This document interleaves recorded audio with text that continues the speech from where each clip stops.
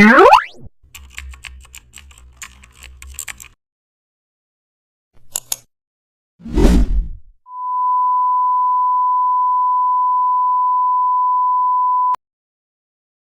back to the channel. Don't forget to like, share and subscribe for more update. Today we are explore an amazing topic of Photoshop, how to create tooltip hover box with custom shape.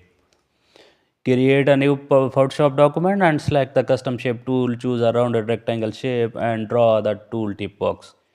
Change fill color to the darker tone. Select the triangle shape and draw a small triangle under the box. Rotate it to pinpoint downward. Align it with the center of the box. Add shorter tooltip text inside. Adjust text size and padding. Group the box and triangle. Double click the group main shape and add drop shadow. Then press OK. Zoom out to preview. Tooltip looks UI ready. Thanks for watching. Your project is ready.